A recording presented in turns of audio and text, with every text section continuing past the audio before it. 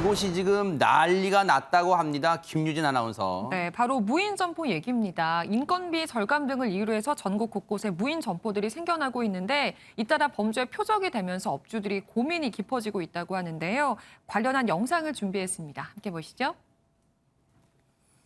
경남 함안군의 한 무인 아이스크림 가게입니다.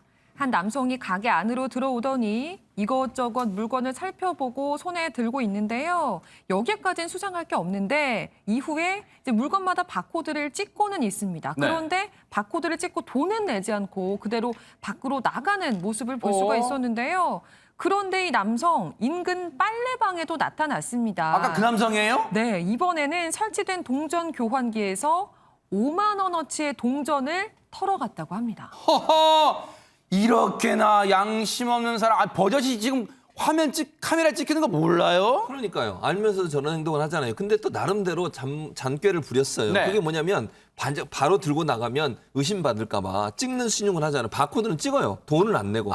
얼마나 웃깁니까? 그리고 네. 또 그냥 가고요. 그렇게 또 지금 아까 보신 것처럼 빨래방이라고 하는 곳에 가서는 돈을 5만 원을 그 지폐 교환기가 있거든요. 지폐해놓고 동전으로 바꿔야 네. 그래야 이게 집어넣을 수 있으니까 그 교환기를 털어서 또 5만 원을 가지고 와요. 네. 아니요. 지금 이 코로나 시대에 저거 하시는 분들 조금이라도 돈 아끼려고 지금 무인 점포 운영하는 거예요. 맞아요. 사람 고용하거나 본인이 일하실 때 또 인건비 들어가잖아요. 맞아요. 그러려고 어렵게 만들어 놓은 저곳을 저렇게 절도를 하고 이런 행동을 하니까 너무 화가 나네요. 네. 진짜 코로나 시대 때문에 어려움 당하고 있는 자영업자들의 두 번 죽이는 그런 행동이 아닌가 하는 생각이 듭니다. 아니 무슨 간 큰 생각으로 매장 내 CCTV는 신경도 안 쓰는 모습이래요. 김유진 아나운서. 그러니까 말입니다. 이렇게 CCTV가 있는 걸 알고도 범행을 하니까 업주들의 입장에서는 속수무책으로 당할 수밖에 없는 상황인데요. 이번엔 심지어 팀을 짜서 범행에 나선 일당이 있었습니다. 관련 영상 함께 보시죠.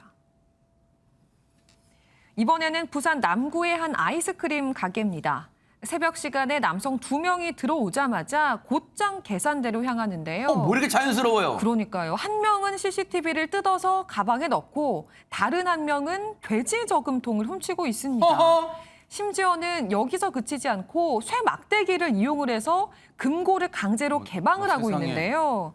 이들은 그렇게 순식간에 금고 속 돈까지 챙겨서 유의 현장을 빠져나갔다고 합니다. 아니 안진용 기자님 마치 쇼핑하듯 저렇게 하면서 그냥 현장 떠나버립니다 지금. 네, 보면 굉장히 자연스럽다는 걸 느낄 수 있는데 CCTV뿐만 아니라 아까 갑자기 왜 돼지 저금통이냐 하시죠? 이거 기부용으로 비치해놓고 사람들이 여기 기부하라고 돈을 넣어놓는데 그것까지 그 가져간 돼지저금통! 겁니다. 네. 그리고 새막대기로 금고를 열고 현금을 챙겨 달아나는데 전혀 급해 보이지가 않습니다. 이 범행을 저지르는데 걸린 시간 고작 1분도 걸리지 않았습니다. 아이고. 더욱 기가 차서 할 말을 잃게 만드는 게 뭐냐면 이 2인조 절도범 바로 10대였습니다. 세상에. 이들 굉장히 여유로운데 그 이유가 상습범이었기 때문입니다. 어허. 4시간 동안 무려 9곳의 무인 점포를 이렇게 털었습니다.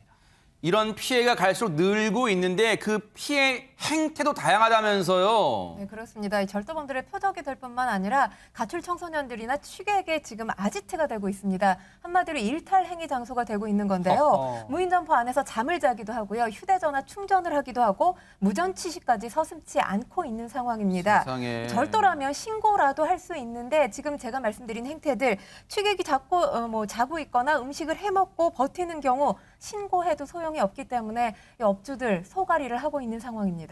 야, 엄연히 무인 점포라 해도 누군가에게는 그 영업장이고 가게잖아요. 삶의 터전이잖아요. 근데 그런 걸 자기 집 드나드는 것처럼 하면 어떻게 되겠습니까? 관련 얘기 들어보시고 이어가 보도록 하겠습니다. 최소한 몇십만 원씩은 다 들어있단 말입니다. 새벽에 그걸 털어버리면은 뭐 순식간이죠. 뭐.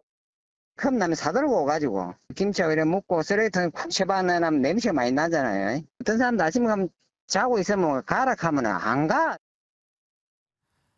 업주분들의 한숨이 깊어질 만합니다. 양재민 변호사님. 네, 그런데 이렇게 무인 점포 절도 건수가 계속해서 늘고 있다는 점도 하하. 문제인 것 같습니다. 이 경찰에 접수된 전국의 무인 점포 월 평균의 절도 건수를 좀 살펴보면요. 2019년만 해도 한 17건 정도밖에 안 됐거든요. 근데 2021년 보면 170여 건이나 됩니다. 어머, 그러니까 세상에. 2년 새 10배 이상 증가됐다라고 볼 그러네요. 수가 있겠는데요. 실제 평균을 따진 거지만 하지만 사실은 더 그 건수는 많을 것으로 생각이 들고요. 업주분들이 소액 같은 경우에는 사실 신고도 잘 안 하거든요. 그렇기 때문에 아무래도 지금 그 무인 점포를 터는 이런 절도 수법이 굉장히 좀 늘고 있다라고 볼 수가 있겠고요. 네. 특히 새벽 범죄에 노출될 수밖에 없는 그 취약점이 있기 때문에 그걸 노린 것으로 보입니다. 그러니까요.